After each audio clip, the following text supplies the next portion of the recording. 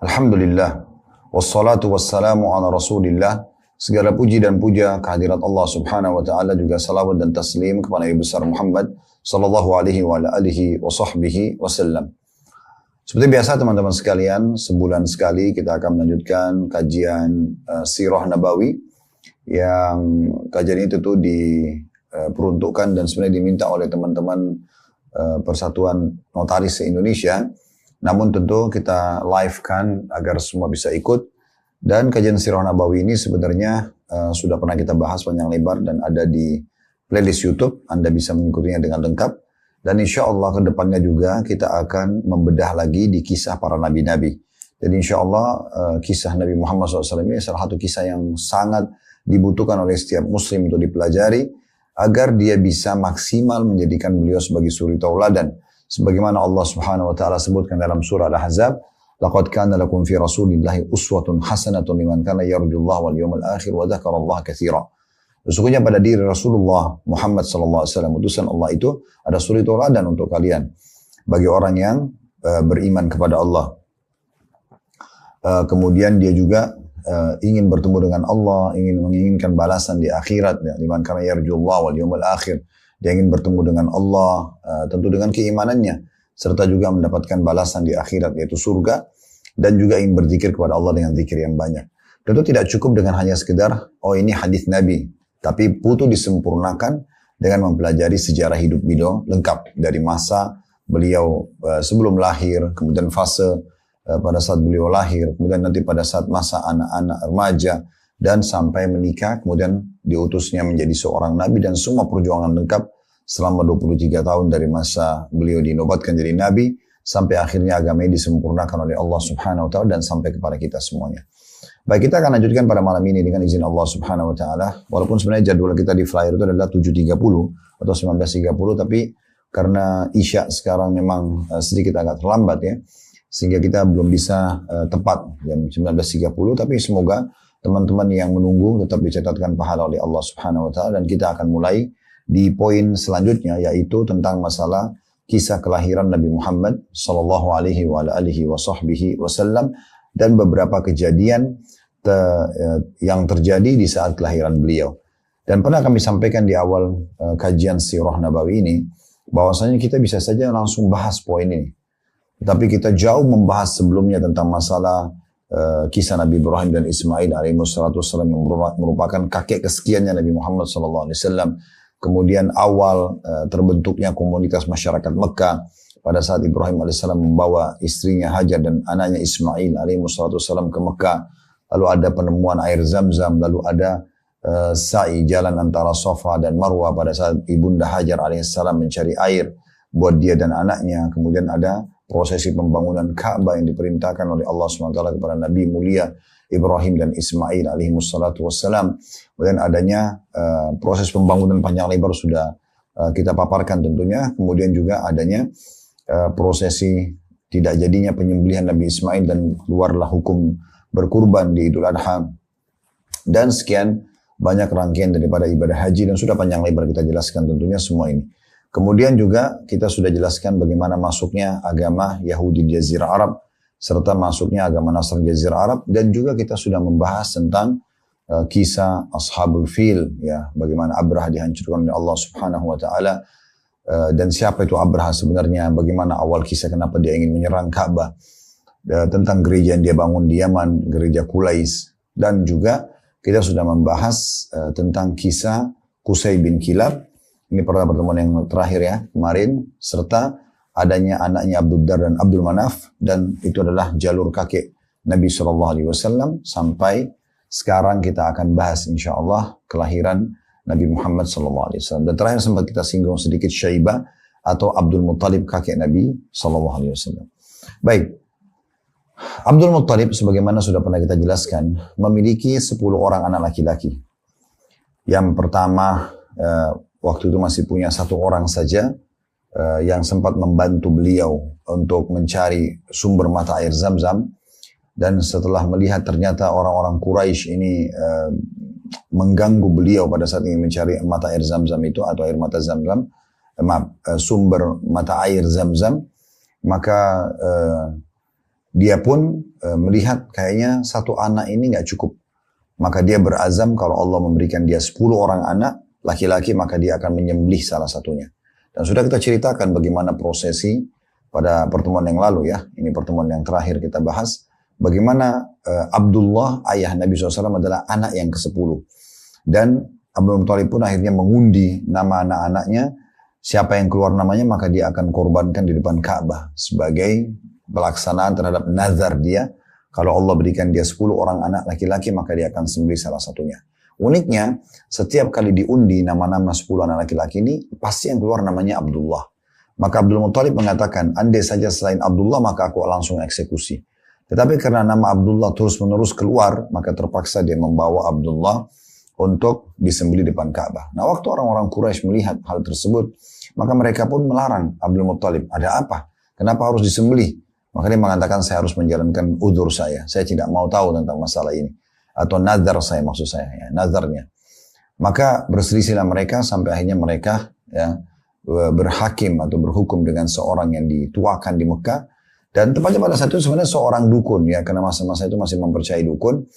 Dan dukun itu akhirnya mengatakan kalau kamu tidak mau menyembelih anakmu maka harus ya, diganti per satu kali undiannya. Maka itu 10 ekor unta sebagai tebusan dia atau denda orang yang terbunuh. Maka karena 10 kali nama Abdullah diundi dan terus keluar, maka dia pun mengeluarkan 100 ekor unta untuk menebus agar Abdullah tidak disembelih. Maka Nabi SAW berkata, Ana ibnu Dzabihain, aku adalah anak dari 2 orang yang tidak jadi disembelih. Ismail oleh ayahnya Ibrahim dan Abdullah oleh ayahnya Abdul Muttalib atau nama lainnya Syaibah. Yang jelas teman-teman sekalian akhirnya Abdullah selamatlah pada saat itu. Dan waktu Abdullah sudah mulai beranjak dewasa, ini awal kita masuk ya di kisah kita tentang kelahiran Nabi Muhammad SAW itu bermula dari kedua orang tua beliau. Maka Abdullah pun waktu sudah beranjak dewasa oleh Abdul Muttalib atau Syaibah nama lainnya. Dan kita sudah sebutkan di pertemuan yang lalu kenapa datang julukan Abdul Muttalib ya. Abd artinya hamba, Muttalib adalah pamannya Syaibah. Nah si Muttalib ini suka membeli budak. Waktu dia menjemput Syaibah dari perkampungan ibunya dan dia membonceng di belakang untanya, maka orang-orang mengira si Muttalib ini baru membeli budak baru. Maka mereka mengatakan Abdul Muttalib, hambanya Muttalib. Maka terkenallah Syaibah ini dengan istilah Abdul Muttalib. Ini sudah kita jelaskan tentunya yang lalu, tapi saya ingatkan kembali. Abdul Muttalib, ayahnya Abdullah, menikahkan Abdullah dengan keluarganya sendiri, masih hubungan kerabat, tapi dari keturunan yang tinggal di Madinah, dari suku Najjar, yaitu Aminah. Dari pernikahan yang mulia ini, ya, akhirnya hamillah Aminah dan lahir Nabi Muhammad SAW. Aminah ini sebenarnya juga dari keturunan Abdul Manaf, yang merupakan salah satu dari anak Qusay, pemimpin kota Mekah yang pernah kita jelaskan pertemuan yang lalu. Jadi dengan demikian sebenarnya Nabi Muhammad SAW memiliki jalur yang mulia, jalur nasab yang mulia dari 2 orang kerabat yang memang kembali kepada satu jalur nasab.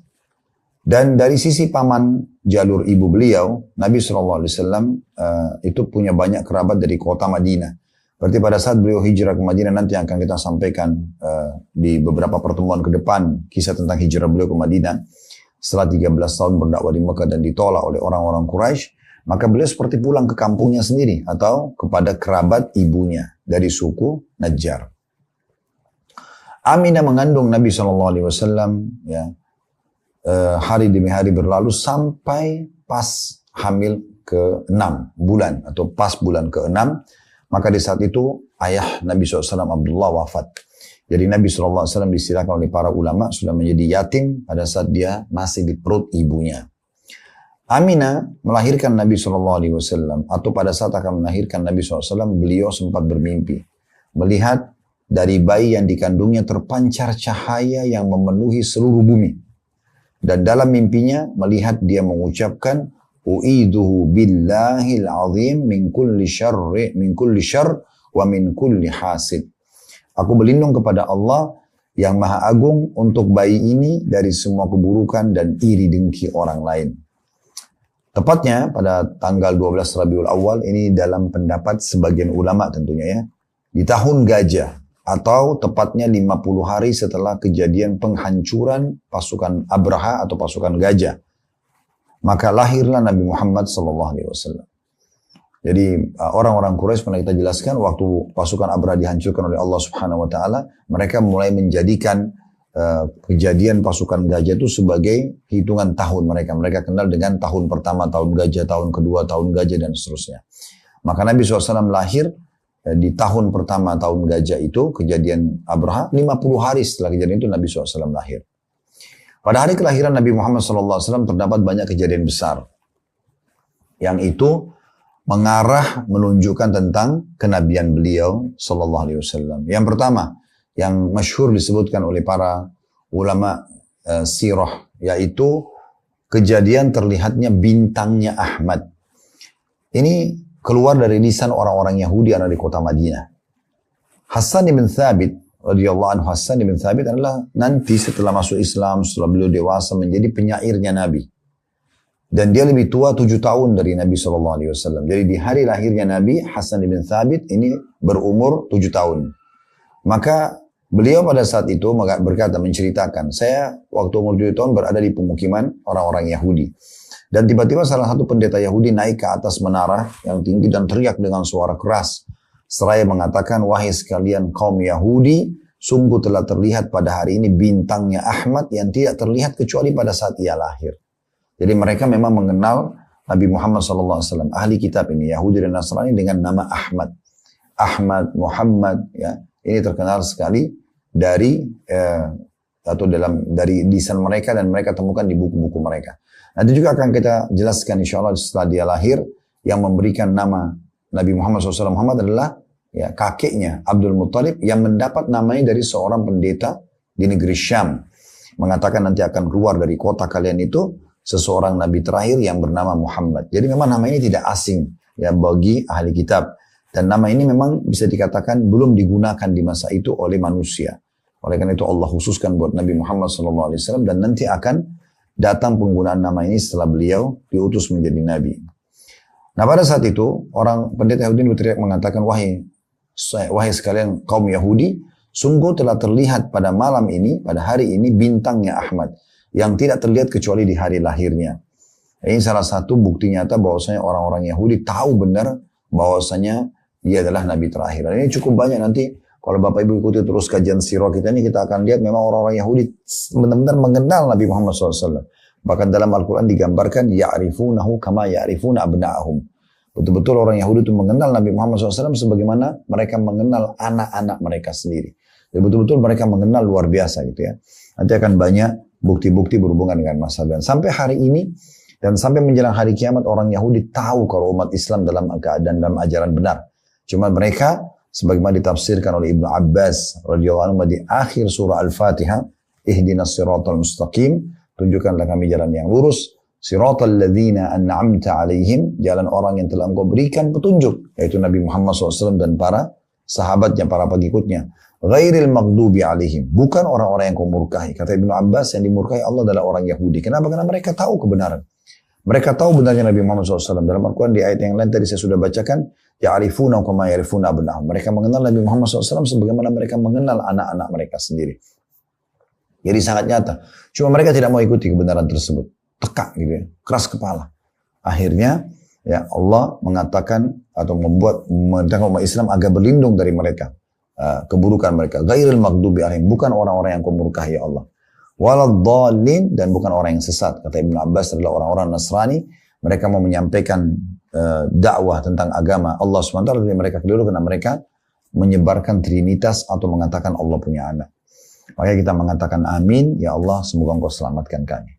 Ini tanda yang pertama. Tanda yang kedua, ibu Nabi Muhammad SAW Aminah melahirkan Nabi dengan sangat mudah tanpa ada kesulitan. Itu disebutkan dalam buku-buku sejarah. Ya. Jadi tidak ada rasa sakit, tidak ada pendarahan yang banyak, gitu ya. Semua sangat mudah, yang belum pernah dialami oleh wanita manapun. Kejadian yang ketiga, disebutkan ahli sejarah adalah Nabi Muhammad SAW lahir dalam keadaan mengangkat kepalanya ke langit seakan-akan orang yang sedang berdoa. Dan ini tidak pernah terjadi pada bayi-bayi gitu ya. Yang keempat, Nabi Muhammad SAW lahir dalam kondisi telah terkhitan. Ya. Kita tahu manusia dikhitan dulu melalui proses ya. Tapi Nabi SAW sudah lahir dalam kondisi terkhitan. Yang kelima, Nabi Muhammad SAW lahir sementara tidak ada lagi tali pusarnya, ya, tidak terbebani dengan itu. Saat 5 poin ini, kejadian ini disampaikan kepada Abdul Muttalib, ya, maka Abdul Muttalib pun sangat senang dan ia segera berkata di depan orang-orang Quraisy, sungguh pada anakku ini. Dan orang-orang Arab dulu, anak dan cucu mereka panggil dengan anak juga, ya. Sungguh pada anakku ini ada perkara yang besar.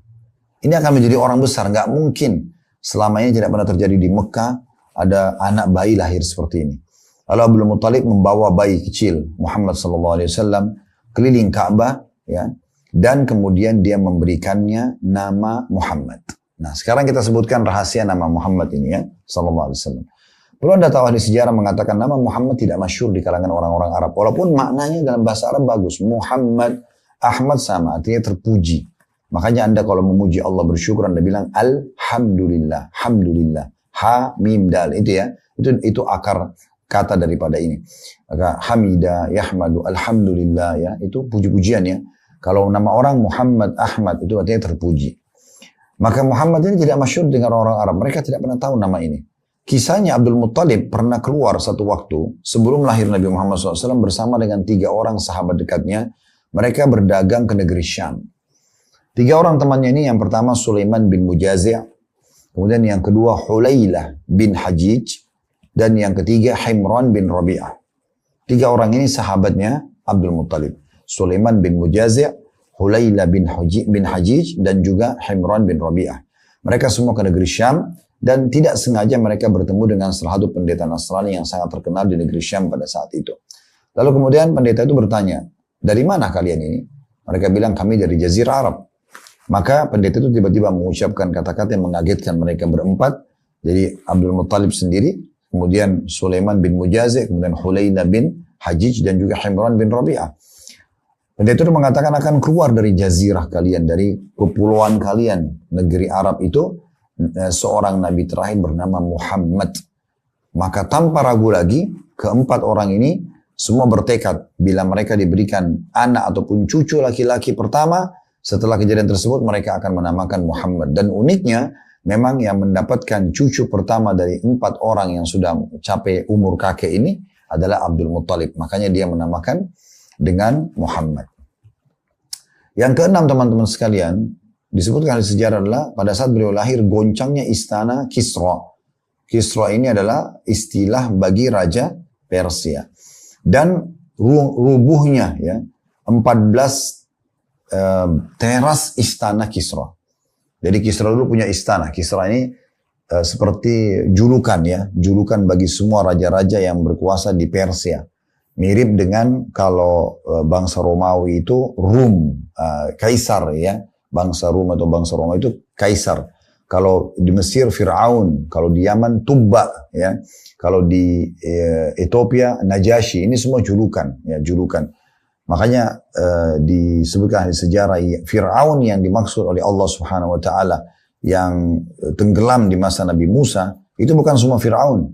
Tapi ada Fir'aun, Raja Mesir julukannya, yang bernama Ramsis. Ya. Walaupun disebut Ramsis kesekian. Ya. Saya tidak ingat sekarang urutan keberapa, tapi yang jelas dia disilakan dengan, atau namanya dia Ramsis. Gitu. Baik, kita kembali ke sini. Jadi subhanallah, orang-orang Persia yang dipimpin oleh Kisra, mereka mengakui Kisra sebagai Tuhan mereka, dan mereka juga menyembah api.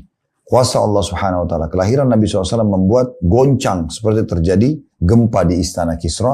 Dan karena gempa itu ada 14 terasnya yang sangat terkenal indah, kuat, kokoh, itu rubuh semuanya. 14 teras tersebut. Nah, pada saat itu Kisra pun sangat khawatir. Ada kejadian apa? Belum pernah terjadi dalam hidupnya seperti ini. Maka dia pun bermusyawarah pada saat itu dengan para peramal-peramalnya. Dan mereka mengatakan, goncangnya istana disebabkan karena telah lahir pada hari tersebut seorang nabi. Dan runtuhnya 14 teras menandakan ada 14 orang saja yang akan menjadi raja Persia, ya, setelah raja yang sedang mimpi ini. Maka Kisra waktu itu berkata, 14 orang raja berarti masih lama. Dia berpikir kalau misalnya satu orang 100 tahun, 14 raja berarti 1400 tahun ke depan, berarti lama sekali gitu kan.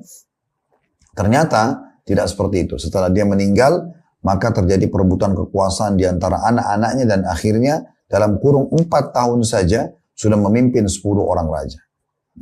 Artinya tersisa 4 saja kalau memang mengikuti gambaran tadi. Dan kerajaannya runtuh di zaman Khilafah Umar bin Khattab radhiyallahu anhu. Tentu kita tidak percaya tentang peramal ini, tapi ini yang disebutkan oleh ahli sejarah. Yang ketujuh, padamnya api sesembahan kaum Majus di Persia. Tadi sempat kita singgung ya. Jadi orang-orang Persia ini mereka selain menyembah Kisra, raja mereka dianggap sebagai Tuhan, juga mereka menyembah api. Ada satu tempat tungku api yang sangat besar. Setiap hari mereka selalu besarkan apinya dan tidak boleh padam sedikit pun. Dan orang selalu menjauh karena panasnya, karena besarnya api tersebut dan panas sekali. Mereka selalu lemparkan ke dalamnya pemicu api tersebut, kayu bakar, batu-batu ya dan segala macam. Itu subhanallah bertahun-tahun mereka sembah. Kalau mereka mau berhukum, mereka berhukum kepada api tersebut. Maka pada saat lahir Nabi SAW padam api itu dan tidak bisa dinyalakan lagi selamanya. Dan ini mereka mengagetkan mereka karena belum pernah terjadi. Mereka coba bakar lagi, nyalakan lagi di tempat yang sama tidak pernah bisa. Sehingga sesembahan api mereka hancur dan hilang dengan sendirinya. Yang kedelapan, di Persia juga ada satu sungai namanya Sungai Sawa. Sungai Sawa ini sungai mirip sekarang kalau di masa kita di India itu Sungai Gangga. Sungai yang dikultus ya, yang dianggap punya keramat dan segala macam. Nah itu biasa mereka kultuskan sungai tersebut, mereka bisa berikan tumbal dan segala macam. Waktu lahir Nabi SAW uniknya, ya, air sungai Sawa itu hilang. Sama sekali nggak ada, jadi kering sungainya. Ya. Tidak ada lagi, sehingga mereka tidak bisa lagi beralasan bahwasanya ini sungai yang disakralkan gitu ya. Karena memang hilang sama sekali airnya. Ini kejadian-kejadian yang terjadi di masa lahirnya Nabi Muhammad sallallahu alaihi wasallam. Sekarang kita masuk teman-teman sekalian di masa menyusui, ya, di masa kanak-kanak atau bayinya Nabi Muhammad SAW. Ada kejadian tentang masalah beliau disusui oleh Halimah As-Sa'diyah.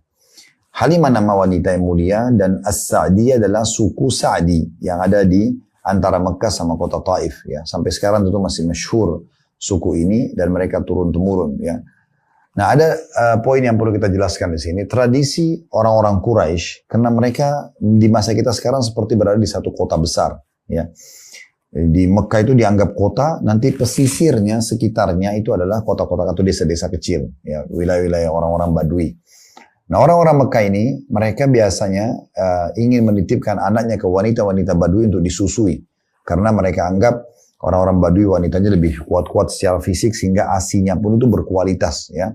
Dan nanti dibayar dengan upah. Nah salah satu suku yang sangat masyhur dan dekat dengan Mekah adalah suku Sa'diyah. Ada disebutkan ahli sejarah kurang lebih 3 alasan kenapa orang-orang Quraisy mau menyerahkan bayi mereka untuk disusui. Dan tentu tidak disusui di Mekah tapi dibawa ke suku Sa'diyah. Yang pertama tujuannya kata ahli sejarah agar anak-anak nanti itu yang disusui dan mulai tumbuh besar di wilayah padang pasir atau kehidupan Badui agar mereka bisa menjaga bahasa Arab yang asli. Biasa dikenal dengan bahasa Fusha. Ya. Al-Quran sekarang itu menggunakan bahasa Arab yang asli. Itu bahasa Quraisy yang asli di situ. Ya. Makanya itu terjadi perselisihan pendapat tentang masalah dialek pembacaan Al-Quran di masa Utsman bin Affan. Maka beliau mengumpulkan dengan bahasa asli orang Arab atau bahasa orang Quraisy yang asli. Dikenal dengan Fusha. Nah, orang-orang Badui menggunakan bahasa itu. Jadi tujuannya anak-anak ini nanti tumbuh besar, terbiasa mendengarkan bahasa Arab yang fusha. Sementara kota Mekah sendiri, karena banyaknya jemaah haji yang datang dari masa dulu sampai sekarang, maka orang-orang Arab di Mekah itu biasanya bahasa Arabnya tidak sefasih kota-kota yang lain. Karena ada saja kosakata bahasa asing yang kadang-kadang dibawa oleh jemaah haji dan dikonsumsi oleh masyarakat Mekah. Yang kedua, karena kesehatan. Udara di padang pasir dianggap atau di pegunungan padang pasir itu jauh lebih baik. Ya, walaupun di masa itu kota Mekah pun masih sangat sederhana. Ya. Kemudian yang ketiga, agar anak-anak mereka belajar hidup susah. Ya. Tidak langsung belajar hidup enak, tapi mereka hidup susah. Ini kurang lebih gambaran kenapa mereka menitipkan anak-anak mereka. Selain daripada itu tentu ditambahkan oleh sebagian ahli sejarah dengan kuatnya fisik wanita Badui sehingga kualitas asinya juga sangat bagus. Ya. Kemudian juga agar nanti mereka pada saat kembali ke Mekah mereka lebih bersyukur tentang kondisi dan keadaan mereka lebih baik daripada kehidupan yang ada di padang pasir. Nah ini semua sebenarnya adalah pendidikan, selain memang untuk nutrisi yang sehat. Nah Nabi SAW pada saat lahir, kebetulan sekali wanita-wanita Badui dari suku Sa'diyah lagi ada di Mekah. Dan mereka menawarkan jasa untuk menyusui. Nah Halimah Sa'diyah ini adalah istri dari seorang laki-laki yang bernama Harith. Harith ini sama Halimah keliling kota Mekah nyari-nyari kira-kira mana ya anak bayi yang mau disusuin, dan mereka sepakat berapa akan dibayar setelah disusui selama 2 tahun. Nah setelah keliling-keliling menawarkan jasa, ternyata banyak orang yang sudah dapat ya, dan ada juga orang yang tidak terfikir untuk memberikan anaknya. Dan pada saat kembali waktu bertemu dengan Nabi SAW, mereka bingung, ayahnya tidak ada. Dia sudah yatim. Siapa yang akan membayar nanti? Mereka masih berpikir masalah bayaran. Ya. Lalu mereka coba keliling sana sini, dan rata-rata teman Halimah itu menolak ya untuk menyusui Nabi SAW karena yatimnya, dianggap tidak ada yang bisa nanti membayar gitu. Maka Halimah pun keliling mencari tapi tidak temukan. Maka Harith berkata, wahai Halimah, dia bilang sama istrinya, kenapa kita tidak coba ambil saja anak yatim itu? Ya, kalau engkau tidak keberatan, ya, karena tidak ada yang urus, tidak ada yang mau ambil gitu ya. Mungkin ini bisa mendatangkan keberkahan buat kita. Maka Halimah akhirnya setuju gitu kan. Nah perlu digarisbawahi, waktu menuju ke Mekah dari wilayah suku Sa'diyah, dekat wilayah Hada namanya ya sekarang. Sebelum kota Taif sedikit ya, sangat dekat dengan kota Taif. Halimah waktu datang, beliau menunggangi keledai yang sangat kurus dan lemah. Sampai teman-temannya itu lebih dulu jalan walaupun pelan, keledainya Halimah lambat sekali, dan mereka mengatakan, wahai Halimah, cepatlah, engkau telah membuat kami terlambat. Kata Halimah, saya tidak mampu. Keledai ini memang jalannya seperti ini. Uniknya, setelah menerima Nabi Muhammad SAW, tiba-tiba terjadi keajaiban yang pertama dalam kehidupan Halimah itu, keledai tersebut tiba-tiba menjadi kuat, menjadi segar, dan kuat sekali. Bahkan biasanya keledai itu tidak berlari, tapi ini berlari. Keledai itu berlari. Ya. Dan pada saat pulang, teman-teman Halimah kaget, mengatakan, hai Halimah, apakah ini keledai tadi yang kamu tunggangi pada saat ke Mekah? Kata dia, iya. Kata mereka, apa yang terjadi? Kata Halimah, saya tidak tahu. Setelah saya terima bayi ini, tiba-tiba berubah jadi seperti ini. Lebih unik lagi daripada itu, kejadian kedua adalah Halimah memiliki seekor unta betina yang sudah sangat lemah gitu ya, dan sudah tua, tiba-tiba jadi gemuk dan mengeluarkan susu yang melimpah. Biasanya tidak asing bagi manusia dan juga hewan-hewan, nanti kalau habis melahirkan baru ada susunya ya.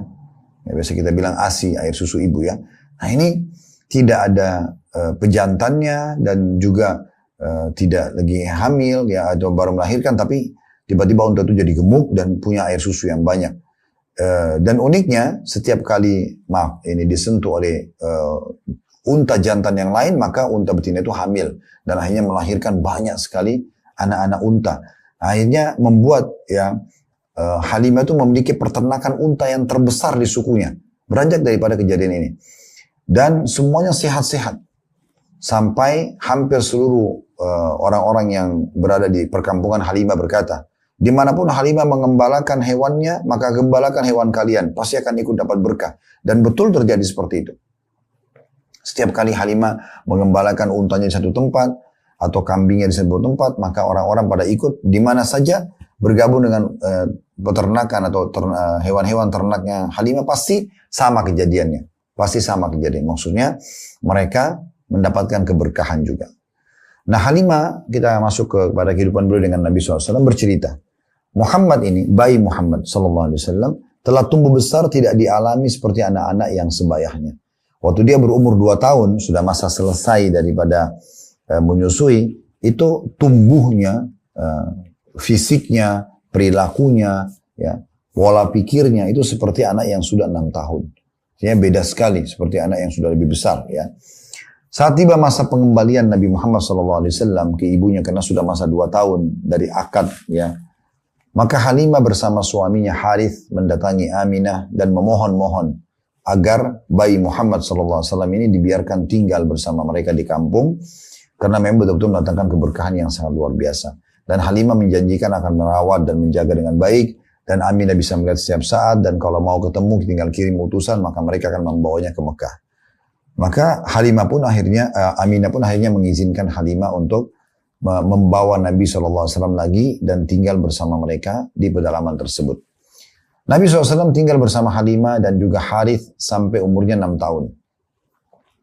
Nah, pada tahun itulah terjadi satu kejadian besar dalam kehidupan Nabi SAW yang dikenal dengan pembelahan dada Nabi SAW, ya, oleh dua malaikat. Dalam riwayat Bukhari disebutkan masalah itu. Maka salah seorang, dalam kisah ini disebutkan salah seorang anak dari Halimah waktu sedang bermain bersama Nabi Muhammad SAW, tiba-tiba dia segera kembali ke rumahnya dan teriak-teriak depan rumah karena diselimuti dengan rasa ketakutan yang luar biasa. Ia berkata kepada kedua orang tuanya Halimah dan Harith, sungguh saudaraku dari Quraisy telah dikeroyoki oleh dua orang yang berpakaian putih. Maka spontan Harith dan Halimah pun pontang-panting lari ke tempat yang sedang ditunjuk oleh anaknya kalau Nabi Muhammad SAW bermain di situ. Dan mereka menemukan memang Nabi SAW terbaring di tanah. Maka mereka pun berdua bertanya, ada apa wahai Muhammad? Maka Nabi SAW mengatakan, sungguh telah datang kepadaku dua orang yang mengenakan pakaian yang berwarna putih dan menjatuhkanku ke tanah lalu membelah dadaku serta mengeluarkan darinya bongkahan hitam. Mendengar cerita tersebut, Harith segera membuka baju Nabi SAW dan menemukan memang ada bekas jahitan. Memang ada bekas belahan dan jahitan. Dan yang dikeluarkan dalam riwayat itu adalah semua penyakit-penyakit hati, dosa-dosa. Jadi Nabi SAW dibersihkan dari kecil. Hatinya sudah bersih sekali. Sudah tidak ada lagi keburukan-keburukan. Kejadian ini membuat Halimah dan Harith merasa ketakutan. Maka segera mereka mengemas pakaian Nabi Muhammad SAW dan membawanya kepada Aminah. Saat tiba di Mekah, Aminah pun heran. Ada apa kok tiba-tiba dikembalikan? Kemarin-kemarin kalian yang ngotot untuk dipertahankan tinggal di suku Sa'diyah. Maka mereka awalnya mengatakan tidak masalah, kami hanya mau mengembalikan anak ini dalam kondisi baik, tidak ada masalah gitu ya. Tapi Halimah terus mendesak, setelah didesak maka Harith dan Halimah pun menceritakan apa adanya. Aminah pun akhirnya menanggapi seraya berkata, apakah kalian khawatir kalau anak ini diganggu oleh jin, oleh syaitan? Demi Allah tidak mungkin, karena saat aku mengandungnya aku bermimpi mengucapkan uidu billahil azim min kulli syarri wa ainin hasid. Aku berlindung kepada Allah yang Maha Agung dari semua keburukan dan irinya orang-orang yang iri. Setelah Nabi Muhammad SAW kembali kembali ke pangkuan ibunya, Halimah sudah menyerahkan dengan Harith, maka Nabi SAW maka Aminah membawa Nabi SAW menuju ke keluarga beliau, keluarga Aminah di Madinah, suku Najjar di waktu itu. Setelah beberapa hari di Madinah, ya, bersilaturahim, kembali menuju ke Mekah, ada satu lokasi namanya Rabwah. Nah di Rabwah inilah sempat Aminah sakit kemudian meninggal dunia. Nah pada saat meninggal di tempat tersebut, maka Nabi SAW dibawa oleh pembantu Aminah menuju ke Mekah dan diserahkan kepada kakeknya Abdul Muttalib. Sekarang kita masuk ke masalah Nabi SAW dibawa naungan Abdul Muttalib. Semeninggal ibunya Aminah SAW, Nabi SAW disponsori oleh kakeknya Abdul Muttalib yang sudah kita sebutkan namanya Syaibah. Dan itu mulai dari umur 6 tahun sampai umur 8 tahun, jadi 2 tahun. Dan Abdul Muttalib ini adalah pimpinan orang-orang Quraisy. Dan kita sudah jelaskan di beberapa pertemuan sebelumnya, salah satu yang membuat Abdul Muttalib punya kedudukan adalah beliau menemukan sumber mata air Zam-Zam, ya. Dan itu yang membuat akhirnya beliau sangat dimuliakan di Mekah. Salah satu sebabnya. Maka Abdul Muttalib ini punya satu majelis di Mekah, ya, di Darun Nadwa, dan dia sering memimpin di majelis tersebut, ya. Dan juga dia suka menghabiskan hartanya karena terkenal dermawan untuk terutama untuk pengurusan jemaah haji yang dikenal dengan Sikaya sama Rifada, ya. Jadi pengurusan untuk kebutuhan jemaah haji dan juga pengurusan Ka'bah. Dari kehidupan Nabi SAW bersama pakainya Abdul Muttalib ini, dalam 2 tahun beliau belajar menjadi pemimpin. Karena hampir setiap hari Nabi SAW datang ke majelisnya Abdul Muttalib dan melihat bagaimana kakeknya memecahkan perkara-perkara, berdiskusi dengan tokoh-tokoh masyarakat, bagaimana kakeknya dihormati dan dimuliakan, bagaimana juga menghormati dan memuliakan orang lain, dia. Dan ini walaupun masih belia 6 sampai 8 tahun umurnya, tapi mengambil ilmu yang sangat luar biasa. Abdul Muttalib ya, pada saat itu memiliki satu tikar khusus, ya, tempat duduk khusus, tidak diduduki kecuali oleh beliau saja. Bahkan anak-anaknya pun tidak duduk di situ. Dan setiap kali Nabi SAW datang, sebelum kakeknya datang, maka beliau duduk di situ. Dan paman-pamannya sering mengusirnya, gitu kan. Lalu kalau Abdul Muttalib melihat, Abdul Muttalib mengatakan, biarkan dia di sana, karena sungguhnya anak ini akan menjadi tokoh besar. Dari partisipasi Nabi SAW dalam majelis Abdul Muttalib ini bersama tokoh-tokoh Quraisy, beliau banyak belajar memecahkan permasalahan-permasalahan yang terjadi di tengah-tengah masyarakat. Saat umur 8 tahun, maka beliau kakeknya pun Abdul Muttalib meninggal dunia, dan Nabi SAW karena masih kecil, maka diambil alih oleh pamannya yang bernama Abu Talib. Dan di sini kita masuk kepada orang yang berperan besar sekali dalam hidup Nabi SAW dari masa umur 8 tahun sampai beliau menikah di umur 25 tahun dengan Khadijah. Tentunya ini hidup yang cukup panjang. Bahkan setelah nikah sama Khadijah pun, dan beliau melanjutkan estafet kehidupan beliau 15 tahun ke depan sampai umur 40 tahun. Nabi SAW dari umur 25 nikah sama Khadijah sampai umur 40 tahun, berarti 15 tahun. Sampai dinobatkan jadi Nabi, Abu Talib masih terus mendukung Nabi SAW. Dan setelah jadi Nabi pun, sampai Abu Talib meninggal di tahun 10 dari masa kenabian. Dari 13 tahun di Mekah, Abu Talib terus saja mendukung Nabi SAW walaupun dia tidak menjadi pengikutnya. Nah, ini kisah yang panjang yang kita akan sampaikan insyaAllah pada kesempatan tentang masalah peran Abu Talib dalam kehidupan Nabi SAW. Abu Talib adalah seorang yang miskin dan memiliki keturunan yang banyak tentunya di Mekah. Dan Nabi SAW ingin membantu pamannya. Ya. Maka di umur 8 tahun itu beliau sudah mulai mencari profesi pekerjaan. Ini berarti menandakan teman-teman sekalian, bukan berarti orang bekerja itu nanti kalau sudah tamat kuliah, apalagi laki-laki ya. Tapi tidak ada salahnya orang menekuni keterampilan sehingga dia bisa punya sumber income dari masih kecil. Dan kita lihat bagaimana Nabi SAW dari 8 tahun beliau sudah menjadi pengembala kambing. Dan beliau bersabda dalam sebuah hadits Bukhari, tidak ada seorang Nabi pun kecuali pasti mengembala domba atau kambing gitu ya. Jadi jelas sekali bagaimana Nabi SAW dan para nabi-nabi berprofesi ini, dan itu bukan berarti profesi yang seperti di masa kita sekarang. Mungkin kalau sekarang Anda dengar di kota metropolitan, oh pengembala kambing, Anda anggap itu adalah pekerjaan yang remeh. Anda perlu garis bawahi, pekerjaan ini pada saat itu adalah pekerjaan yang paling difavoritkan dan paling cepat mendatangkan income. Karena merawat dan menjaga domba itu tidak sulit, cuma menggiringnya, membawa ke padang rumput, kemudian membawanya kembali ya, di sore hari. Sudah dapat upah harian, gitu kan. Maka Nabi SAW pun akhirnya menggunakan ini sebagai profesi beliau. Dan itu dari situ beliau sudah mulai membantu untuk membiayai kehidupan pamannya dan anak-anaknya. Hikmah dari semua nabi-nabi, kata ulama, mengembala kambing adalah agar mereka bisa leluasa bertafakkur. Jadi kita kalau bayangkan kita berada di sebuah padang rumput yang luas, dan di situ ada banyak domba gembalaan, dan domba ini mirip hewan-hewan ternak umumnya ya. Domba, kambing, sapi, domba dan kambing, sapi dan unta, ini yang biasa kita boleh sembelih di Idul Adha ya, 3 jenis hewan ternak ini. Ini mereka kalau makan lama sekali, bisa berjam-jam mengunyahnya pelan-pelan gitu kan. Kemudian makannya pun tidak terbatas, lama sekali. Kalau biasa tidak diberhentikan mungkin mereka masih terus makan gitu ya. Mereka mau konsumsi rumput. Maka ini membuat para pengembala punya banyak waktu menunggu di sebuah tempat sambil memantau saja dari jauh domba-dombanya. Nah, ini punya banyak waktu untuk bertafakkur ke penciptaan langit. Dan di sini kita ambil juga sebuah pelajaran penting ya. Salah satu ibadah yang tidak perlu luput dari kita adalah bertafakkur. Bagaimana kita merenungi dan memikirkan tentang penciptaan Allah Subhanahu wa taala. Dan waktu ditanya kepada Ummu Darda radhiyallahu anha, istri Abu Darda, ibadah apa yang sedang Abu Darda kerjakan yang kira-kira dianggap itu paling mulia? Maka beliau mengatakan bertafakkur. Dan ini pernah kami jelaskan di khutbah Jumat, khusus serial iman namanya tafakkur. Itu penting sekali. Nah, mereka bertafakkur di sini. Mereka memikirkan, merenungi dari mana penciptaan langit ini, pergantian siang malam, awan, hujan yang turun, teriknya matahari, dan seterusnya. Pergantian siang malam, burung-burung yang berterbangan. Semua ini membuat orang mulai berpikir ini tidak mungkin terjadi tanpa ada yang mengatur dan mengontrolnya. Nah, seperti itulah.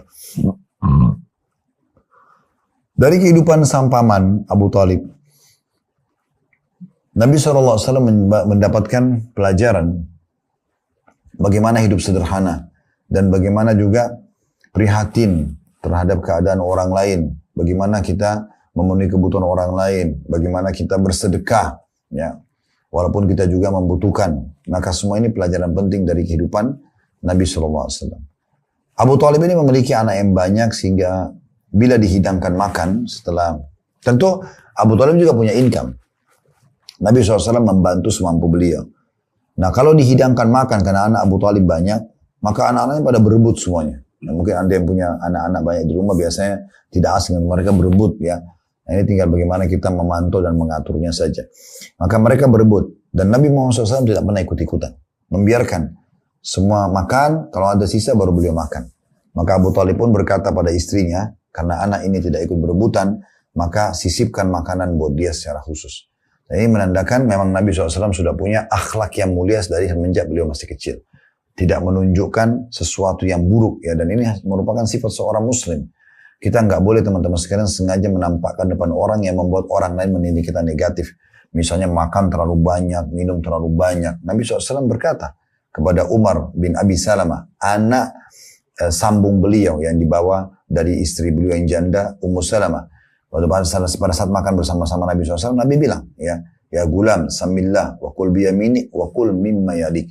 Wahai anak kecil, bacalah bismillah, makanlah dengan tangan kananmu dan makanlah apa yang di hadapanmu. Karena orang kalau jamah sana, jamah sini, jamah ini akan membuat orang bisa menilai negatif. Nabi SAW sudah mengajarkan pendidikan tersebut. Beda kalau prasmanan misalnya ya. Jadi kita menjaga penilaian orang supaya jangan orang menilai negatif. Dan itu masuk dalam semua hal, dalam penampilan, dalam pendapatan, dalam segala macam hal kita harus bisa menjaga hal-hal ini supaya tidak ada penilaian negatif. Termasuk juga kalau ada orang yang mau menuduh sesuatu dan kita tahu sebenarnya ini orang akan melakukan perbuatan buruk, kita boleh memberhentikan. Ya, sebagaimana Nabi SAW pernah pada saat lagi itikaf di malam hari Ramadan, sebelum terakhir Ramadan ada Sofia binti Huyai radhiyallahu anha, istri Nabi SAW dari kalangan Yahudi yang masuk Islam, mengunjungi Nabi SAW ke masjid. Dan pada saat mau pulang, Nabi SAW antar ke rumah Sofia. Ya. Jadi pada saat diantar pulang, rupanya ada dua orang dari Ansar, itu tiba-tiba mempercepat langkah mereka di belakang Nabi SAW. Nabi lihat itu. Maka Nabi SAW lalu mengatakan, ala rizkikuma fa innaha Sofia binti Huyai. Pelan-pelan aja kalian. Karena yang sedang sama saya ini Sofia binti Huyai. Ini adalah istri saya. Maka keduanya mengatakan, subhanallah, maha suci Allah. Sedangkan mereka mengatakan, kami enggak maksud itu ya Rasulullah. Kata Nabi SAW, ketahuilah syaitan itu mengalir dalam tubuh manusia sebagaimana mengalir dari darah. Kalau kalian tidak niat, maka kalian bisa niat. Nanti akhirnya ditunggangi oleh syaitan untuk bersangka buruk. Jadi kita harus menjaga nama baik kita tentunya. Baik, kita kembali kepada kisah Nabi SAW dengan Abu Thalib. Suatu hari, pada saat Nabi SAW berusia 12 tahun, setelah tinggal bersama pamannya Abu Thalib selama 4 tahun. Jadi, beliau tinggal sama Abu Thalib umur 8 tahun. Sampai umur 12 tahun, ya. Jadi umur 4 tahun tinggal sama Abu Thalib. Abu Thalib ini pernah satu waktu akan menuju ke negeri Syam. Dan ini negeri yang sering dikunjungi oleh orang Quraisy, ya. Dalam berdagang, ya, mencari pengalaman, pariwisata, ya. Mereka pergi ke sana. Yang uniknya, pada saat itu waktu Abu Thalib mau ke negeri Syam, yang sekarang terdiri dari 4 negara, Jordania, Lebanon, Syria, dan Palestina. Waktu yang Abu Thalib mau pergi, Nabi SAW itu umur 12 tahun. Entah kenapa, Nabi SAW bergelantungan di badannya Abu Thalib. Memohon-mohon pada pamannya supaya diajak. Umur 12 tahun. Biasanya umur 12 tahun pada saat itu mereka tidak sama sekali safar, ya. Masih kecil. Masa dulu bukan kayak sekarang. Sekarang anak bayi pun kita bisa bawa safar. 2-3 tahun aman. Naik pesawat, kereta api, kendaraan aman. Kalau masa dulu, itu orang menunggangi kuda, unta. Tengah jalan bisa dirampok orang. Dan bisa, kalau dirampok itu bisa jadi budak. Dijual di pasar. Bayi pun bisa dijual. Anak-anak bisa dijual. Orang dewasa bisa dijual. Laki-laki perempuan bisa dijual. Jadi memang kacau sekali kehidupan ya, di masa itu. Maka Abu Thalib akhirnya musyawarah sama istrinya. Ini gimana? Anak ini ngotot. Bahkan ngerengek-ngerengek minta supaya dibawa. Dengan hikmah Allah SWT akhirnya dibawalah oleh Abu Thalib ke negeri Syam. Saat tiba di negeri Syam, ya, Abu Thalib bersama kafilahnya sempat beristirahat di depan sebuah gereja Nasrani. Dan salah satu pimpinan gereja itu bernama Bahira. Sampai hari ini, di negeri Syam itu masih terkenal dengan gereja Bahira. ya, masih ada puing-puingnya gitu ya. Dari gereja itulah dulu. Bahira ini salah satu pendeta Nasrani dan banyak pendeta yang lain juga sebenarnya udah tahu itu masanya keluar nabi yang mereka kenali dari kitab mereka. Maka mereka pada saat melihat, dan dia selalu lihat dari depan, dari jendela gerejanya itu ada orang lewat, dia perhatikan karena dia tahu ciri nabi terakhir itu. Dan dia tahu ini adalah nabi terakhir, dan dia nabi yang akan keluar nabi terakhir, dan dia tahu keluar di Jazirah Arab. Maka dia selalu lihat kafilah-kafilah dagang orang-orang Arab pada saat itu. Nah, waktu dia melihat tidak sengaja di jendela, dari jendela gerejanya, dia melihat ternyata kafilah dagangnya Abu Talib yang sedang bernaung di bawah sebuah pohon itu daun-daun pohon itu atau ya, pelapa kurma itu menaungi mereka, yang menaungi kafilah tersebut. Maka Bahira penasaran, ini nggak pernah terjadi gitu. Kelihatan misalnya pohon tidak ada angin, tidak ada apa, apalagi pelapa kurma itu agak keras ya. Angin sekencang apapun biasanya cuma bergerak sedikit gitu ya, biasanya karena dia keras. Ini tiba-tiba menaungi, dan hampir sama semua beberapa pohon kurma sana menaungi seluruh kafilah tersebut, banyak orangnya. Dia tidak mau bicara, dia langsung bilang sama orang-orang di gerejanya, panggil orang-orang Arab yang ada depan istana gereja kita itu, hidangkan makan, diundanglah semuanya. Waktu diundang semuanya makan, maka Abu Talib sempat bilang sama Nabi SAW, wahai Muhammad, ini undangan orang-orang dewasa, dan kami semua akan masuk makan, kami akan bawakan makanan buat kamu. Sekarang kamu jaga dulu kafilah ini. Maka Nabi SAW setuju, baiklah. Beliau menjaga kafilah dagang itu. Masuklah Abu Talib dengan teman-temannya semua sambil makan. Bahira ini terus saja melihat wajah mereka satu persatu. Karena ada sesuatu yang dia ingin cari gitu ya. Karena dalam kitab ahli kitab Yahudi Nasrani itu disebutkan ciri Nabi SAW, warna kulitnya, alisnya, matanya, semua lengkap gitu ya. Maka dicari, tidak ditemukan. Maka Buhaira atau Bahira sempat bertanya kepada Abu Talib dan teman-temannya, apakah masih ada dari kalian yang tidak ikut makan? Maka mereka bilang, iya ada seorang anak kecil yang kami biarkan untuk menjaga barang-barang kami. Maka Bahira ini atau Buhaira ini segera keluar dan melihat, mencari, lalu menemui Nabi SAW. Serta memperhatikan dengan sangat teliti. Dan uniknya, dia menemukan pada Nabi Muhammad SAW ciri wajah dan fisik yang persis seperti apa yang dia ketahui secara teori dari kitab Injil.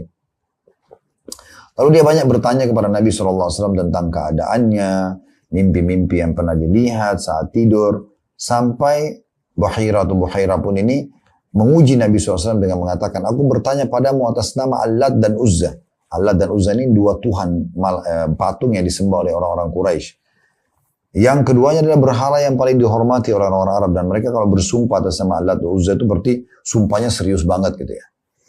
Maka Bahira pun terkaget dengan jawaban Nabi SAW, karena Nabi mengatakan jangan engkau sebut kedua nama berhala tersebut, ya karena jangan engkau sebut nama berhala, kedua nama berhala itu, karena aku sangat membenci keduanya. Maka Buhaira sini ya, ada buku sejarah mengatakan Buhaira, ada buku sejarah mengatakan Bahira, ya salah satu dari dua nama ini. Kalau demikian, aku akan bertanya padamu atas nama Allah. Maka Nabi SAW menjawab di umur 12 tahun, kalau atas nama Allah, maka tanyakanlah. Nah di sini teman-teman sekalian, orang-orang Quraisy kalau bersumpah tidak menggunakan nama Allah. Mereka menggunakan nama Allat dan Uzza, gitu ya. Dan ini sebenarnya ada juga yang mengatakan dari kata-kata Allat ilah ya, dan Uzza adalah aziz gitu ya. Soalnya dianggap itu kayak nama-nama kemuliaan, namanya Allah Subhanahu wa taala. Tapi ini mereka namakan nama berhala mereka. Maka orang-orang Quraisy waktu itu kalau disebutkan atas nama Lat dan Uzza, mereka ketakutan sekali. Mereka takut kualat kalau mereka berdusta. Nah, ini Nabi Muhammad SAW malah mengatakan jangan sebutkan nama dua berhala itu karena saya tidak suka. Lalu Buhaira mengatakan kalau gitu saya tanya kamu atas nama Allah. Dia mengatakan kalau atas nama Allah silakan tanyakan. Buhaira lalu meminta Nabi SAW memperlihatkan pundaknya. Dan Nabi SAW pun mengizinkan. Betapa kagetnya Buhaira menemukan di pundak Nabi SAW ada tanda kenabian. Tanda kenabian ini ada kayak daging tambahan di pundak sebelah kanan. Ada berwarna merah. Dan itu seperti ada cap kenabian. Dan tanda kenabian ini disebutkan dalam kitab-kitab Samawi atau Zabur, Injil, Taurat gitu ya. Sebelum Al-Quran, dan itu seperti daging menonjol ya, yang dipenuhi oleh bulu dan yang lebat terletak di pundak sebelah kanan. Buhairah lalu mencium tanda kenabian di pundak Nabi Muhammad SAW dan ia segera membawa Nabi kepada kehadapan Abu Talib. Dan juga orang-orang Quraisy seraya mengatakan, siapa walinya atau penanggung jawabnya orang ini? Maka Abu Talib mengatakan, aku ayahnya. Dia mengatakan, aku ayahnya. Ya. Waktu dikatakan aku ayahnya, maka Buhairah mengatakan tidak mungkin. Anak ini tidak mungkin punya ayah. Anak ini meninggal ayahnya pada saat dia masih 6 bulan di perut ibunya. Dan kalaupun kamu benar adalah kerabatnya, walinya, maka engkau adalah pamannya. Abu Talib jadi kaget, gitu kan? Dan orang-orang Quraisy semua kaget. Kok bisa pendeta ini pertama kali ketemu mereka, pertama kali ketemu dengan Nabi Muhammad SAW, lalu tahu semua detail ini. Maka mereka serentak mengatakan, dari mana Anda mengetahui itu? Maka Abu Talib bertanya, dan juga orang Quraisy bertanya kepada pendeta itu, Buhairah mengatakan, kami menemukan ciri kenabian Nabi terakhir, yang itu ada dalam kitab Injil secara detail. Fisiknya, jalur nasabnya, dan segala macam, sampai kisah bagaimana dia memenangkan agama Allah. Dan kami temukan di ciri anak ini ada kenabian tersebut. Maka wahai Abu Talib, bawa pulanglah segera ponakanmu ke Mekah, karena kalau orang-orang Yahudi tahu dia keluar bukan dari turunan Bani Israel, maka mereka akan membunuhnya. Maka Abu Talib pun segera dalam kondisi ketakutan dia membawa pulang Nabi Muhammad SAW ke Mekah. Nah saat tiba di Mekah, ada kejadian baru lagi. Ya. Ini kejadian terus terjadi di masa kanak-kanak Nabi SAW yang membuktikan tentang kenabian beliau. Waktu tiba di Mekah, ada sekelompok peramal. Peramal-peramal ini datang menjual jasa. Mereka menjual jasa informasi. Ya. Jadi orang nebak-nebak seperti biasa meramal gitu ya, meramal tangan, meramal wajah, meramal nasib orang. Dukun mereka menggunakan jasa jin biasanya ya, dengan banyak kebohongan-kebohongan. Tapi intinya mereka meramal informasi gitu. Nah pada saat itu ada mereka datang di setiap kota, kayak di Mekah datang pasang tenda, mereka lalu mengiklankan kalau siapa yang mau datang bayar langsung ditebak nanti masa depannya, kondisinya dan segala macam. Nah waktu mereka datang, orang-orang Quraisy berlumba-lumba, bawa anaknya, menanya tentang kehidupan rumah tangganya, menanyakan tentang pekerjaannya, banyak orang yang diramal. Waktu itu Abu Talib baru pulang dari negeri Syam, dan dia tidak bermaksud untuk membawa Nabi SAW ke peramal. Kebetulan dia lewat, dan dia membawa Nabi SAW, tiba-tiba salah satu peramal yang merupakan pimpinan peramal itu melihat dan memperhatikan wajah Nabi SAW dengan serius. Lalu dia berkata, tunggu sebentar. Jangan kemana-mana. Si peramal itu sambil memegang tangan Abu Talib dengan serius mengatakan, jangan kemana-mana, tunggu sebentar, ada informasi penting. Maka dia pun masuk ke dalam kemahnya. Jadi seakan-akan mungkin dia berbicara dengan jinnya atau apa gitu ya. Maka Abu Talib kena ketakutan lalu membawa Nabi SAW pergi. Lalu kemudian dia pun melihat dari jauh, memantau apa yang mau disampaikan oleh peramal tersebut. Saat pimpinan peramal keluar dari kemahnya lalu teriak-teriak, mana anak tadi yang di sini? Bawa segera dia ke sini. Ada sesuatu yang saya ingin sampaikan. Tapi penduduk Mekah tahu, Abu Talib ini salah satu tokoh mereka. Karena Abu Talib diam saja, maka mereka tidak ada yang mau menyampaikan. Maka peramal tersebut mengatakan, sungguh anak yang tadi itu akan memimpin dunia. Sungguh anak yang tadi itu akan memimpin dunia. Ya terlepas daripada perkataan peramal, kita tidak pusing dengan itu. Tapi ini adalah disampaikan oleh ahli sejarah. Ahli batil pun, orang-orang yang batil mengetahui tentang kejadian seperti ini. Ya. Jadi ini luar biasa. Ini menandakan memang dari masa kecil sudah disebutkan bagaimana kondisi Nabi Muhammad SAW yang mulia. Beliau dari tadi lahirnya kita sudah sebutkan ada 5 poin tadi kejadian yang luar biasa pada saat kelahiran beliau. Kemudian poin yang tadi lahir ya, lahir dalam kondisi terkhitan, lahir dalam kondisi menengadah wajahnya ke langit seperti berdoa, ibunya tidak merasa sakit. Pendeta Yahudi di Madinah teriak bahwa saya telah lihat bintangnya Ahmad gitu ya. Runtuhnya goncangnya istana Kisra dan runtuhnya 14 teras ya yang sangat kokoh, kemudian hilangnya air sungai Sawa, padamnya api yang disembah oleh orang-orang Majus. Ini banyak kejadian yang luar biasa gitu ya. Terus kejadian juga Halimah Sa'diyah yang sudah kita sampaikan tadi ya.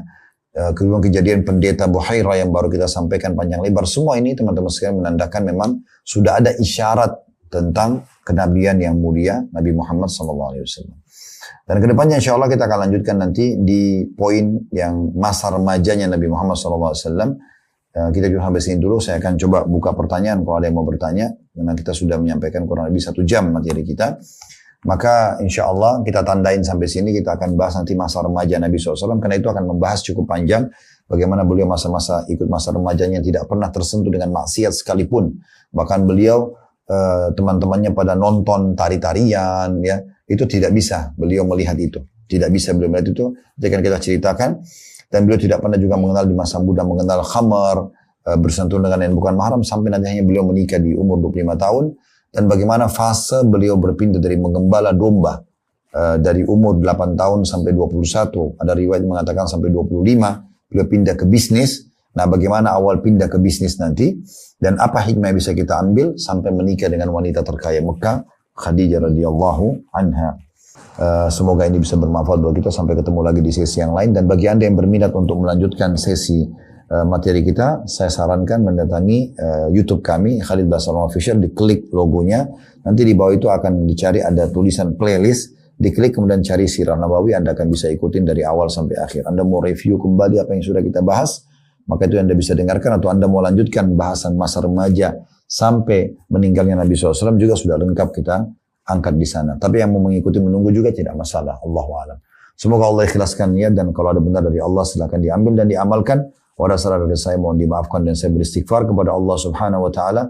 Subhanakallahumma bihamdika asyhadu an la ilaha illa anta astaghfiruka wa atubu ilaik. Wassalamualaikum warahmatullahi wabarakatuh.